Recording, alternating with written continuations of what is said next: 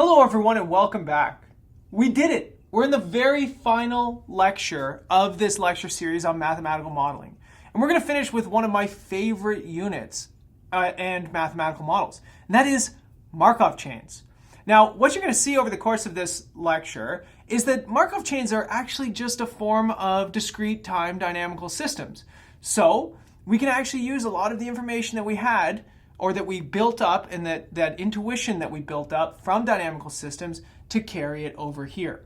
Now, if we zoom out for a second, what I really want you to notice over the course of this lecture series is that all of these ideas are really wrapped into one. Even though we looked at optimization models and dynamical systems and now probability models, you've noticed that a lot of these things come back to haunt us, right? We have to use optimization models. We have to use partial differential equations. We have dynamical systems. It's all in there. I could have started with probability models, and you would say the same thing when we got to optimization, right? This is very, very circular. It's all encompassing, right? So you can't just say, I don't like optimization, so I'm going to work on probability, or I will like dynamical systems, but I'm not a big fan of probability. These things are all baked into one, and they're all unified through mathematical modeling and, in more general, the applied math approach. Okay, so let's take a look at this last unit.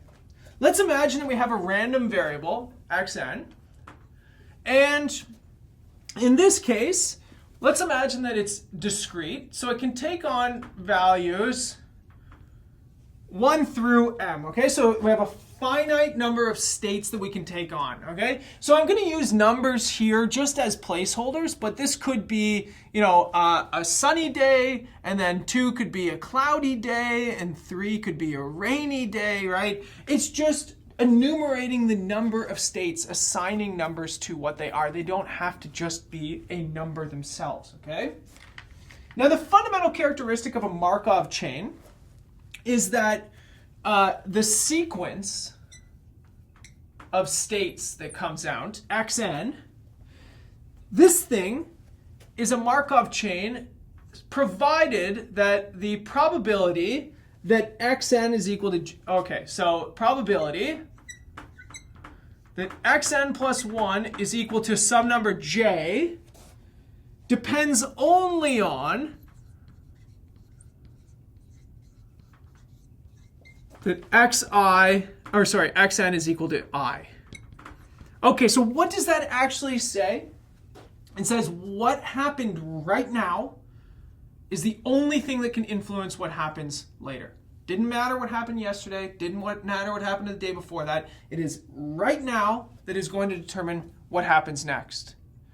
This should look familiar, right? This is a dynamical system in some sense, because it's saying if I know all the information about the system right this instant, then I can predict what's going to happen next. Think about our yeast model, right? Or any of these other discrete time dynamical systems that we looked at.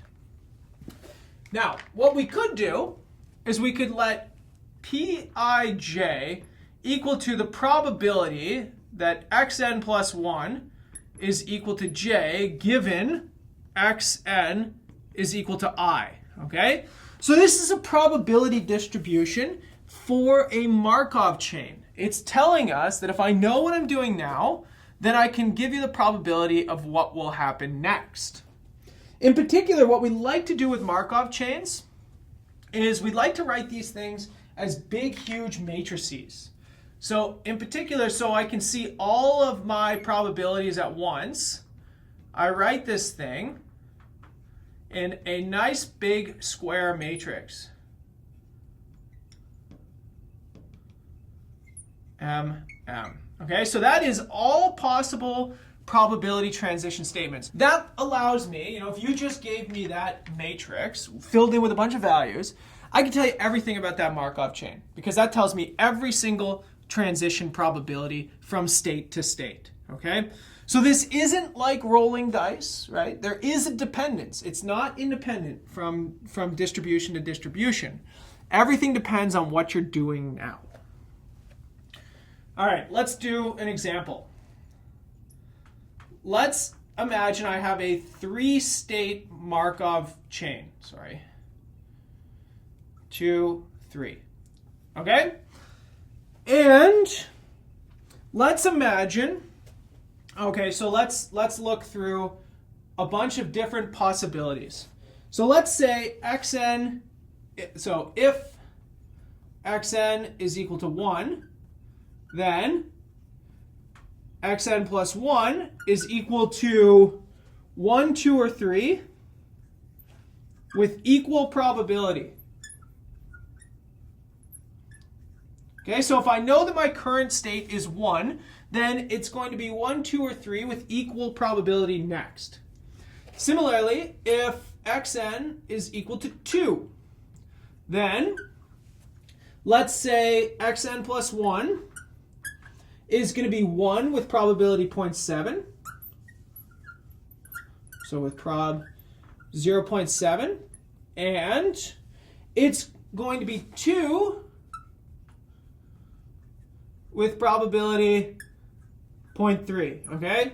So there is no possibility of getting to state 3 if you know you're on state 2 right now. Finally, if you know that you are at state 3 currently, then xn plus 1 is equal to 1 with probability 1. Okay, so you know if you are at state 3, you have to go to state 1 next. You don't have any options. It's a 100% chance. Okay, so the first thing that I would like to do is I'd like to take these words and I would like to turn it into a little bit of mathematics, right? That's what I'm good at. I might as well apply my skills. So the first thing I'd like to do is I'd like to determine these transition probabilities, and I would like to put this into a transition matrix. So first of all, P1, 1. If I know I'm at 1, then if I'm going to go to state 1, that happens with 1/3 probability here. Similarly, then if I know I'm at 1 and I'm going to go to state 2, that happens with 1/3 probability as well. And the same thing, if I am at 1 and I'm going to go to state 3, that happens with 1/3 probability. Now from point 2 there, if I'm at state 2, I'm going to go to state 1 with 0.7 probability. And if I am at state 2 and I'm going to go back to state 2, I'm going to go with 0.3 probability. And then the last one is if I'm at state 3, I'm going to go to state 1 with probability 1. The rest of the probability are 0. So what this really means is that I have a probability transition matrix here, 1/3 across the top row. And then I've got 0.7 and 0.3 and 0. And then I've got 1 and I've got 0, 0.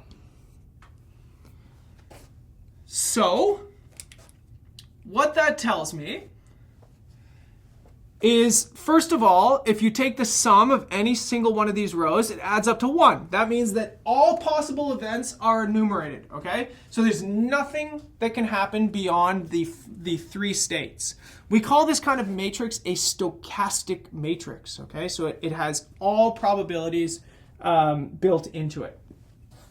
Now, this matrix actually comes along with a nice little diagram that can be used to describe or to visualize this hopping process given by a Markov chain. And the way that you do this is you write these little circles out to denote all of the possible states that your Markov chain can take on. State 1, state 2, state 3. And now, if we look at this, state 1 can transition back to itself with probability 1/3. So that's saying starting on 1, follow the arrow and go back to yourself. Or it could transition to state 2 with probability 1/3. Or it could transition to state 3 with probability 1/3. Now the second row says that if I'm on state 2, I will transition to state 1 with probability 0.7. and I will transition back to myself with probability 0.3. Last piece, if I'm on state 3, I have to go to state 1 with probability 1. Now look at these two things. This is a way for me to visualize sort of walking along a little graph with edges and nodes on it. It tells me the probability of moving on each one of those edges to transition from node to node. And I got all that information from this transition matrix right here. But look at this. I could go backwards as well. I could give you the picture, and you could easily give me the probability matrix, right? This 1/3 right here is that one. This 1/3 right here is that one. This 1/3 is that one. So these are equivalent formulations of a Markov chain. A lot of times we like using this visualization process because it helps us sort of, reason through what's happening here. It helps me make sense of things. I like pictures, right? But of course, this is the mathematical formulation. This is, at the end of the day, this is what's going to do all of the work for us. Okay, so now let's work through this. Let's try and think about what's happening here. So let's suppose I know I start on 1. Okay. So the question is, what happens next? Well, I can compute up some probabilities. So I could say the probability that x2 is equal to, let's say, 1. Well, this is going to be, x1 is equal to 1. This is going to be the fact that I know I'm on 1 here, and x1 transitions back to itself with probability 1/3. Similarly, I would transition to x2 with probability 1/3, and I would transition to x3 with probability 1/3. Each one of those are just selecting out the first one element from the first row, right? So I know I started on 1. I've got a 1 in 3 chance of going to any other piece here. How about the second step? Okay, the probability that x2 is equal to 1. So after 2 steps, I am back at number 1 here. Well, this is going to be a 1/3 chance given that I was standing on node 1. So 1/3 times 1/3. So think about how this works, right? The way for me to get back to x1, how do I get back to 1? Well, I could have been on 1 and gotten there. So that's a 1 in 3 chance, given the 1 in 3 chance that I was already there. Okay, so that's this one, and this is P11. Similarly, there's a 1 in 3 chance that I was on x2 previously. That's this piece right here. And if I was on x equal to 2, it's a 0.7% chance that I would jump back to x1. So this is P21, transitioning from 2 to 1. All right, let's do another one. There's a 1/3 chance that I was on x3. And if that's the case, there is a 100% chance that I jump over to x1. Now you can compute this whole thing up. This is about 0.677 repeated. Okay, you can do the same computation. I really want to work through this because I want you to have a full understanding of what's happening. Now the probability that I go to x2 on the second step. Well, the ways that I could get to x2, it would be a 1/3 chance if I was coming from x1. So again, this is probability I was at x1 times the transition probability from 1 to 2. Plus, I could, for example, have been on 2. I have a transition probability of 0.3, and that transition probability is realized in 1 out of 3 scenarios where I was starting on sorry, x2, this should be 2. And this should be 1. Sorry. Starting on x2. And in this case, I get 0.211 repeated. Now finally, the probability that I wind up on x2, x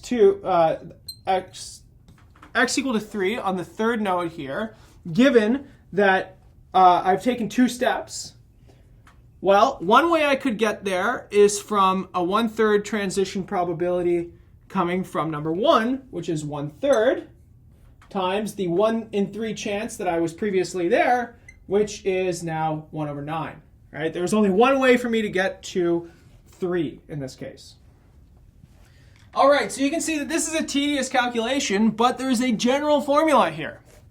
That general formula is that, so you can check this on your own, the probability that xn plus 1 is equal to j is equal to the sum over all i's that you have a transition probability Pij and then times the probability that you were at that state. Okay, so transition probability times the probability you were at that state in the previous step.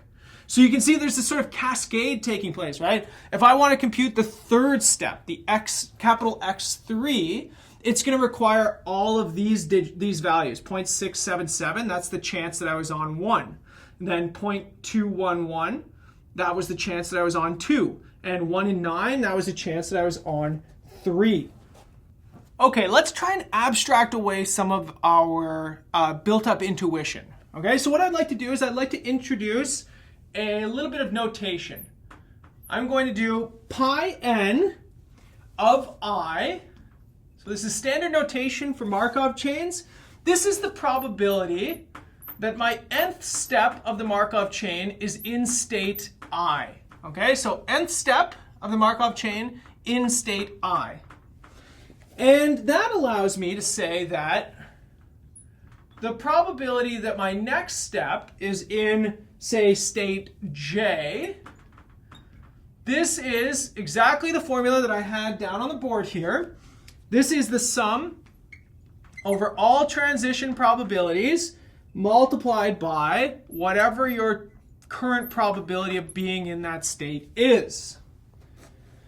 So let's also do something here. Let's let pi n just be the vector of all of these states, just so that we can keep things a little bit more compact.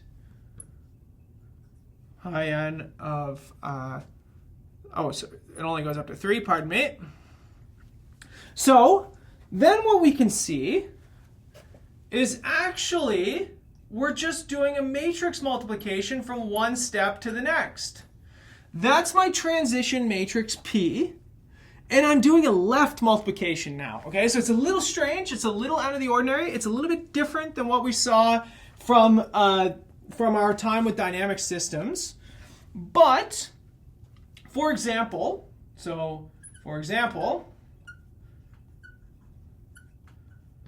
if we knew that we had, so remember we computed pi 1. This was 1/3, 1/3, 1/3. That was the fact that we knew we started on node 1. We had a 1/3 probability of going to any of the other nodes. Then pi 1, p, this is 1/3, 1/3, 1/3, times my transition matrix. So bear with me, I got to write it all out just so that we all have it. 1, 0, 0. This now gives me exactly what I already computed. 677, 0.211, and 1/9. So I'm going to leave it as the fraction because it looks better. But that's a quick computation. Remember how much time it took me to do the computation by hand? Now it's just a matrix multiplication. And if I really don't like matrix multiplication, I can get a computer to do it for me. So now what I could do, I could keep doing this, right? So this is pi 2. Then I could figure out that pi 3 is pi 2 times p, which in my case turns out to be 0.485, 0.289, and 0.226. So how do I read that like an English sentence? That says to me that after 3 steps of my Markov chain, knowing that I started at node 1, there is a 48% chance I am back at node 1, about a 29% chance that I am at node 2, and a 22% chance that I am at node 3. Now here's something that's really cool. Keep doing it, okay? So maybe you want to use a computer for this.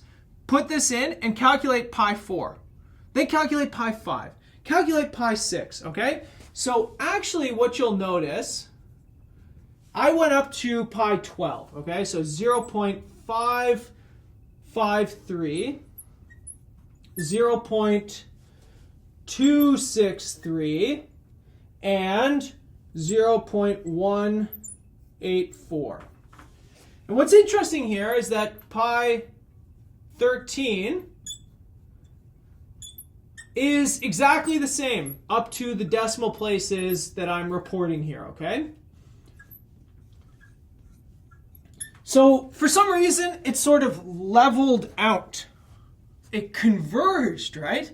We have stability. Now we're really talking about dynamical systems. So what does that tell me? That tells me that if I randomly sort of walk around on this, through these transitions, and I just let it go for a long enough time, I converge to a probability distribution here. In fact, it tells me that I've got a 55% chance of finding myself at node 1, a 26% chance of finding myself at node 2, and about an 18% chance at finding myself at node 3. The way you can think about this is if I start this and I walk away and I imagine, something is controlling this to randomly choose a bunch of them, then if I come back and I say, where is it? Well, I could tell myself that there's a 55% chance it's at node 1, and so on and so forth. That's what that's telling me. It's a limiting probability distribution. It tells you where you should expect to find things if you wait a very long time. Now, when it comes to Markov chains, turns out that it didn't matter where we started with x0 in this case. You're always going to find this exact same limiting distribution here, okay? So, similarly, this happens with all Markov chains.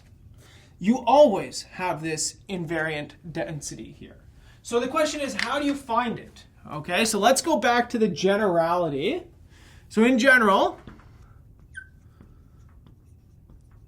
imagine you've got a M by M matrix, right? That's your transitions. Your Markov chain can take on M different states, okay? Then you want to be able to solve pi is equal to pi times p. That's going to be an invariant density. So that means that if I know the probabilities of where I am now, then if I ask where those probabilities are going to go next, they go right back. That is pi 13 equaling to pi 12. Whatever I put in, I got right back out. This is an eigenvector equation. Pi is an eigenvector. It's an M state vector. All right, so pi is in Rm. And the entries of pi are going to tell you the probability of finding yourself at node 1, 2, 3, all the way up to M if you wait a really long time. So in my case, a long time wasn't actually that long. It was only like 12 steps. But this is the convergence theory that you get along with dynamical systems. But also, you have to remember that the sum of this thing is equal to 1. So this is assuming pi is pi 1, pi 2, all the way up to pi m, right? It's an m-dimensional vector. This is a probability, so it means that the sum has to equal 1. So it's not just an eigenvector computation, because you've done eigenvector computations before, and you know that you get infinitely many solutions to eigenvectors. In fact, you have to find a very specific eigenvector, the one whose components all sum up to 1. Now, fortunately for us, there's a bunch of mathematical theorems that can be applied here to tell us when we expect that such an eigenvector exists. In fact, that's when the system is called ergodic. We can find from the Perron-Frobenius theorem that these eigenvectors actually do exist, that you always have non-zero probabilities here that will add up to 1. Okay, so that theory is slightly beyond the scope of what we're looking at here from the modeling perspective. It's more on the side of a course in probability. But what I want you to really take away from this is that it's just a simple linear algebra problem, right? You just need to find the probability distribution that when you put it in, you get it right back out of the Markov chain. So let's do an example, okay? As we always do, we're going to conclude with an example that tries to illustrate everything here, okay? Now, big buildup. So the idea is that we have a pet store, and it only has a limited number of 20-gallon aquariums. So at the end of each week, the store manager takes inventory and places orders.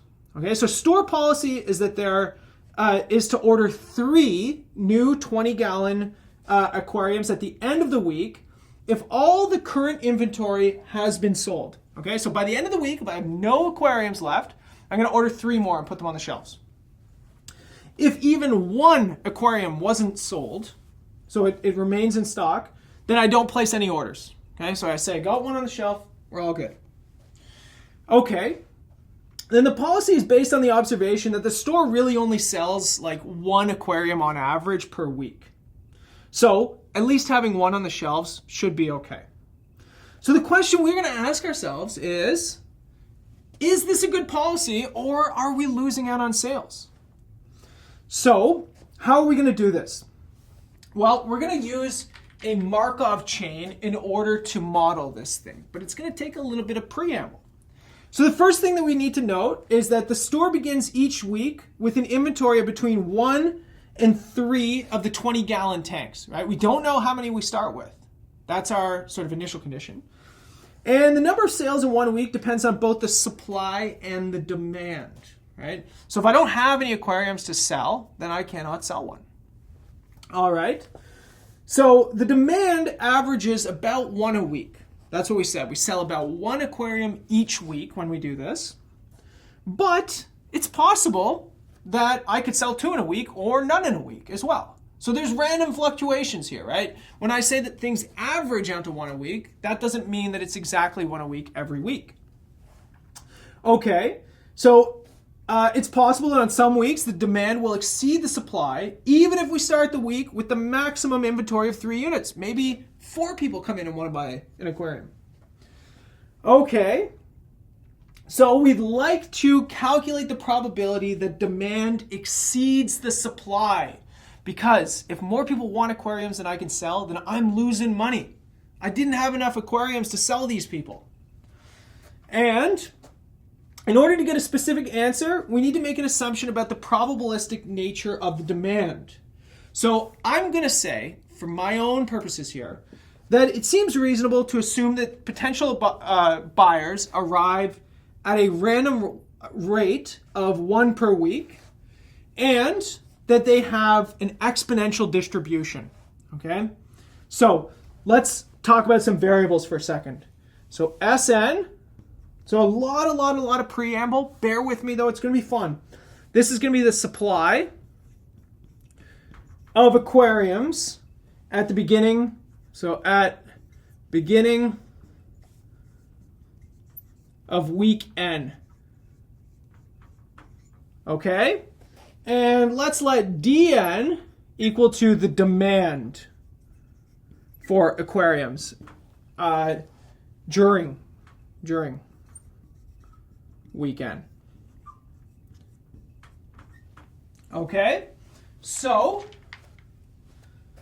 here's some assumptions. So the first assumption that we will make is that if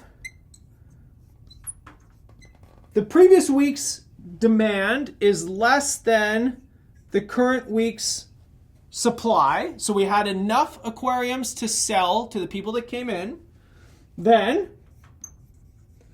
my supply is going to be my previous supply minus the demand.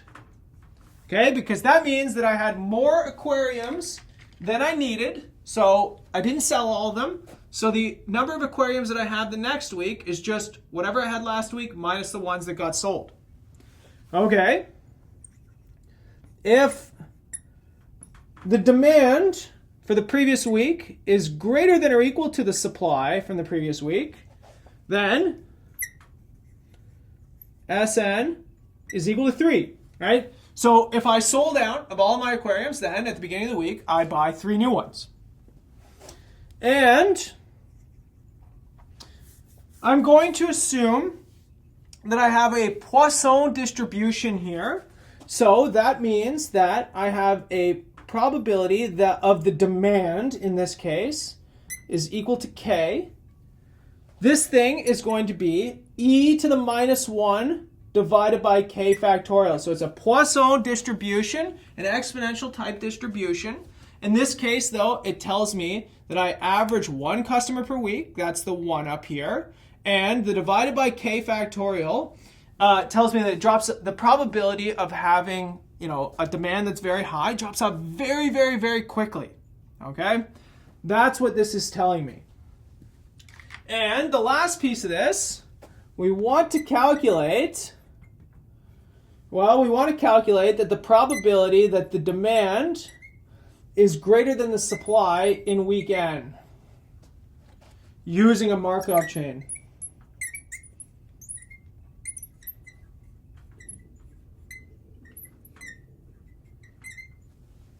That's the goal. Okay, now that we know what we would like to do, let's solve the problem. So let's take xn equal to the supply that we have each week. Okay, so this is going to be our random variable. And in this case, the state space is going to be between 1, 2, and 3. Okay, so the supply that we have at the beginning of the week is always either 1, 2, or 3 tanks. We never have 0, because if we have 0 at the end of the previous week, we order 3 more in. And in this case, we can compute up some interesting information. So first of all, we can assume, maybe, that we started with 3 aquarium. Okay. This isn't too difficult to work out, but the first thing that we can do is we can figure out some probabilities for the demand. Okay, so the probability that the demand in week n is equal to 0, so 0 people come in, well, that's about 0.368. Similarly, so this is all just using the Poisson distribution. That's using that k equal to whatever the value here is. Okay, so in this case, k was equal to 0. Now dn is equal to 1. This gives me a probability of, again, 0.368. And then the probability that dn is equal to 2. So I got 2 customers in a week. Well, this is going to be 0.184. Let's do 2 more. dn is equal to 3. And then this is equal to 0.61. 0.061. And then finally, let's just do the probability that dn is greater than 3. So this is just going to be the sum over dn equal to 4, 5, 6, the infinite sum. Or you could use the fact that if you sum over all of these positive natural numbers, or these integers, that the probability distribution sums to 1. So this is really 1 minus the probability where j is equal to 0 to 3 of these probabilities right here. dn is equal to j. which in this case is about 0.019. So it's about a 2% chance that I have a demand greater than 3 in a week. And so what this tells me is that with this assumption that x0 is equal to 3, I can actually compute that the probability xn plus 1 is equal to 1. So my supply that week is equal to 1. This is just my probability that my demand was equal to 2. And again, that's 0.184. That's right here. You could do something similar. You could say your next demand is equal to, your next supply is equal to 2. That is if my demand was equal to 1. And this would be probability 0.368. Okay, so if I started with 3, this n would be equal to 0, and that would tell me that my probability that I have 1 left at the end of the week is the probability I sold 2 the previous week, which means that I have 0.184. So I can generalize this idea, and I can actually compute the full state transition matrix, okay? So the idea here is that I'm going to fill in all of these values for all of the different x0s. So my full state transmission matrix is 0.368, 0, and 0.632. Then 0.368, 0.368 again, and 0.264. Then finally 0.184, 0.368 again, and 0.448. Okay, so that's my full state transition matrix. In this case, I could even sketch out my picture here. So I could say that this is, so if I have 1 right here, let's put 2 over here, and I have 3 over here. Remember, these states here are the supply at the beginning of the week. Well then, 1 going back to itself, that is 0.368. 1 going to 2 is 0, so I'm not going to draw that line. And 1 going to 3 is 0.632. Okay, so what this says is that at the beginning of the week, I have 1 aquarium. There is a 36% chance I just don't sell it. 0 people come in. Or there's a 63.2% chance that at least 1 person came in and bought my aquarium from me. And so that means I have 0 aquariums. I need to order 3 more. Okay, similarly, if I start with 2 aquariums, there is a 36% chance that 1 person came in and bought an aquarium, told me next week I've only got 1 aquarium. There is also a 36% chance that no one came in, so I have 2 aquariums again. But then there is also a 26.4% chance that 2 people came in or more, and I had to reorder aquariums at the beginning of the week. Okay, let's do it again. If I have 3 aquariums, then there is a 18.4% chance that I sold off 2 of them in that week. There is a 36.8% chance that I sold 1 of them. And there is a 44.8% chance that I sold none of them. Okay, so that's how I populated out this matrix. I'm going to leave it up to you as a bit of an exercise for you to try and work out how these values came about. But I just sort of explained it a little bit to you, but it's going to take a little bit of work for sure. Okay, so now the question is, what do we do with all this? Well, how can we get this to help us? We can actually solve for this probability distribution and the invariant distribution that's associated with it. So next thing I'm going to do is I'm going to solve for the vector pi that when I put it into my state transition matrix P, then I get it back out. Now, what is the reasoning here? Why is it that I'm interested in finding this particular value? Well, what we saw with the previous example is that this is what things limit to. So asymptotically, this is what happens. If I go week by week, this is what I expect to happen. So I would like to find the limiting value because I don't exactly know how I started, but it doesn't matter how I start. I just care about what happens asymptotically. Now, remember, I need to find a vector that satisfies this that also sums to 1. So you can do this by finding this eigenvector and then normalizing the coefficients so that they sum up to 1. I will leave that for you as an exercise, but what this gives me is that I get a 3-component vector, pi 3, which is 0.285, 0.263, and 0.452.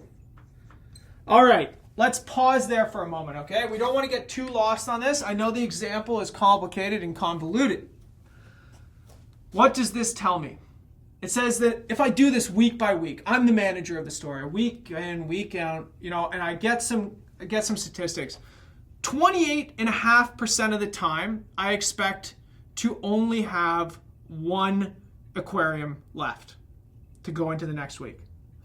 26.3% of the time, I expect to have 2 aquariums left.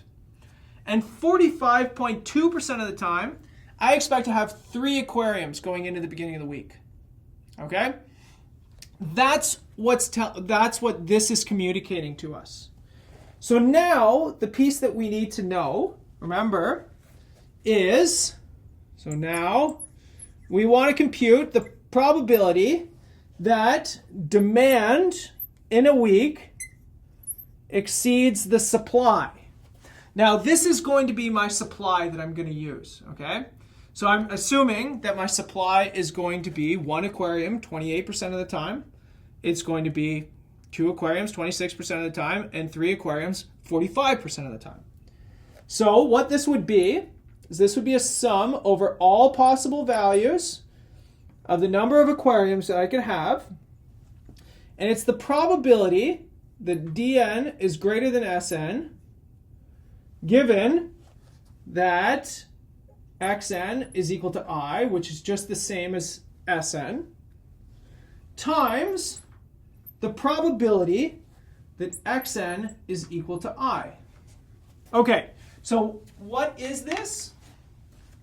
The probability that I exceed demand given that I actually have that amount. That's so xn and Sn are interchangeable here, but I wrote it like this so you can see the Markov chain piece and the supply and the demand piece. But if you wanted to, this is easily just xn, this is easily just Sn.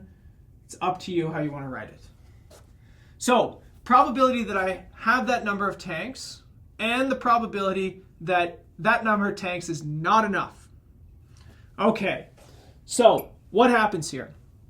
Well, for j equal to 1, let's look at this. The probability that I have only 1 tank is 28.5%. Okay, so now I'm asking myself the probability that the demand that week is for more than 1. Well, here's the information. That is the probability that you have 0 or 1. No, it's the probability you have 2, 3, or more than 3.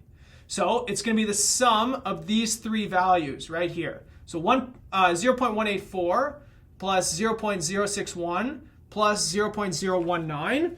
That works out to be about 0.264. Okay, so that says 26.4% of the time, you are going to have more than 2 customers come into the store. This. P is greater than or equal to 2. Okay, let's do it again. Now let's take J equal to 2. Let's leave this piece off for a second. Let's use the piece we know. 26.3% of the time, I've got only 2 aquariums left in my supply. Now, if this is equal to 2, then I'm looking for a demand of 3 or more. So I can add these two things together, and I get about 8% of the time, I get 2 or more customers coming into my store to buy aquariums. All right, last piece, let's put it in. I've got 45% of the time, I've got 3 aquariums.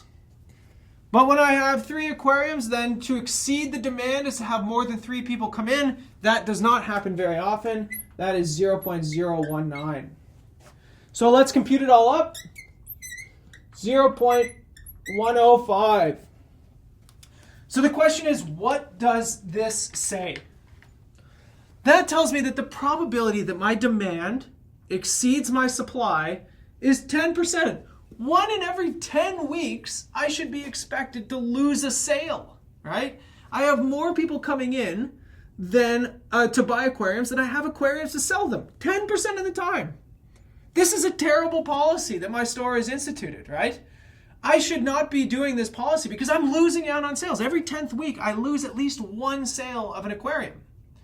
And you could probably attribute this to the policy that if you even have 1 aquarium left, then you don't order any more, right?